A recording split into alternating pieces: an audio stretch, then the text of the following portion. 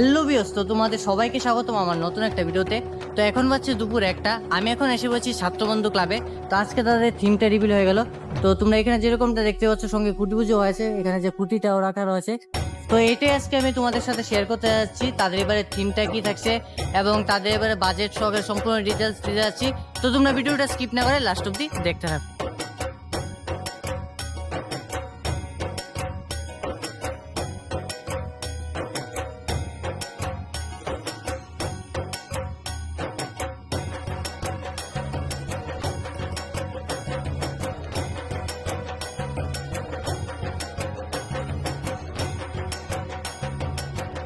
তো এখন আপনারা যেরকমটা দেখতে পাচ্ছেন ছাত্রবন্ধু ক্লাবের মেম্বার আছে, ওনাদের কাছ থেকে আজকে জেনে নেব যে তাদের এবারে থিমের বিষয়গুলো। দাদা বলুন। নমস্কার, প্রথমে আপনাদেরকে স্বাগত জানাই। আপনারা আমাদের 2026-এর যে দুর্গাপূজা এটাকে কভারেজ করতে এসছেন। আমরা বরাবরই ত্রিপুরাবাসীর জন্য একটা আকর্ষণীয় পূজা করে থাকি, এবারও এর ব্যতিক্রম নয়। এই বছর আমাদের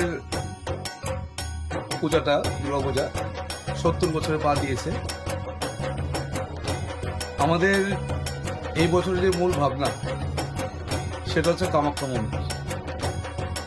আপনারা সবাই জানেন কামাখ্যা মন্দির একটা 51 ফিটের এক ফিট, যেখানে মার জনিটা এখানে করেছিল। তো সেটা আমরা আমাদের পুজোর মাধ্যমে আমরা ত্রিপুরাবাসীকে দেখাতে চাই যে কামাখ্যা মন্দিরটা কিরকম বা এর মধ্যে কি আধ্যাত্মিকতা রয়েছে, এগুলো আমরা তুলে ধরতে চাই এখানে। কারণ আমাদের ত্রিপুরা থেকে শুরু করে সারা ভারতবর্ষে অনেক লোক আজ পর্যন্ত এখানে যায়নি। তো বিশেষ করে আমাদের ত্রিপুরাবাসীরা যাদের কামাখ্যা মন্দির দর্শন করার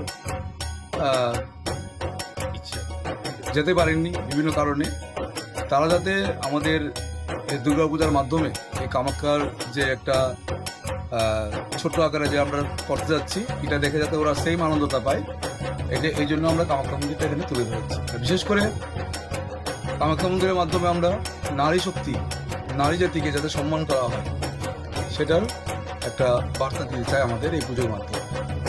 তো ত্রিপুরাবাসীর উদ্দেশ্যে কি বলতে চান? ত্রিপুরাবাসীদের উদ্দেশ্যে বলতে চাই, আপনারা আসুন, আমাদের এই পূজাটা উপভোগ করুন। আমরা যেটা এবার করতে যাচ্ছি এটা এখন পর্যন্ত কোনো ক্লাব করেনি, আজ পর্যন্ত করেনি কামাখ্যা টেম্পল। আপনারা আসুন এবং এটাকে উপভোগ করুন। তো আপনাদের এবারে প্যান্ডেলের কি বিশেষ চমক থাকতে চলেছে? আমাদের বিশেষত্ব হচ্ছে কামাখ্যা মন্দির, এবং যে কোনো আধ্যাত্মিক বা কোনো শক্তিপীঠ যখন করা হয় এই ব্যাপারটি থেকে একটা আকর্ষণীয় ব্যাপার। আপনি এটা সারা ভারতবর্ষে যে শক্তিপীঠগুলি রয়েছে সব জায়গায় সবাই যেতে পারেন। এটাই হচ্ছে মেন বিষয় যে শক্তিপীঠ কিরকম থাকে। কামাখ্যাটা আমরা এখানে তুলে ধরবো, পুরোপুরি কামাখ্যাটা, ঠিক আছে, গর্ভগৃহ থেকে শুরু করে একদম টোটাল মন্দিরটাকে তুলে ধরবো। আচ্ছা, মূর্তির মধ্যে কি কোনো কিছু বৈশিষ্ট্য থাকছে বা কোনো চমক কিছু থাকছে? দেখেন, কামাখ্যা মন্দির যেহেতু কামাখ্যা মায়ের মূর্তি থাকবেই, আর মেইন যে দুর্গা, এটা আমাদের একটা কি বলবো, মানে সেটা আলাদা করা হবে, যেটা একটা মানে আনুমানিক ভাবে গড়ে তোলা হবে, সেটা এখন আমরা বলতে পারছি না। এটা যে শিল্পী তিনি বলতে পারেন। তাহলে আপনাদের এবারে প্যান্ডেল শিল্পী এবং প্রতিমা শিল্পী কোথা থেকে আসছে? একই শিল্পী, আমাদের লোকাল কারিগর জয়ন্ত দত্ত ভাস্কর, উনি আজকে 3-4 বছর ধরে উনি করছেন। উনি প্যান্ডেল করবেন, উনি মূর্তি করবেন। আপনাদের আলোকসজ্জায় বিশেষ কোনো চমক থাকছে? আলোকসজ্জা অ্যাজ ইট ইজ যেরকম থাকে অন্যান্যবার এরকম থাকে। আপনাদের এবারে বাজেট কত? বাজেটটা কি আমাদের ক্লাব সেরকম ভাবে ধরে রাখতে পারি না। আমাদের একটা মোটামুটি আনুমানিক একটা বাজেট 45 লাখ টাকা, এটা বাড়তেও পারে আবার সেম জায়গায়ও সারতে পারে। ধন্যবাদ আপনাকে। Thank you. তো ভিউয়ার্স, আজকের ভিডিও তোমাদের কাছে কিরকম লাগলো অবশ্যই কমেন্ট করে জানাবে। যদি ভিডিওটা ভালো লেগে থাকে অবশ্যই একটা লাইক করে দিও, আর চ্যানেলে যদি নতুন হয়ে থাকো তাহলে সাবস্ক্রাইব করে রাখো, কারণ ওয়েস্ট বেঙ্গল এবং ত্রিপুরা দুর্গাপুজোর রিলেটেড যদি কন্টেন্ট দেখতে চাও। তো দেখা হচ্ছে নতুন কোনো ভিডিওতে, ততক্ষণের জন্য সবাই ভালো থাকবে, সুস্থ থাকবে। দেখা হচ্ছে পরবর্তী ভিডিওতে। Tata, bye bye guys.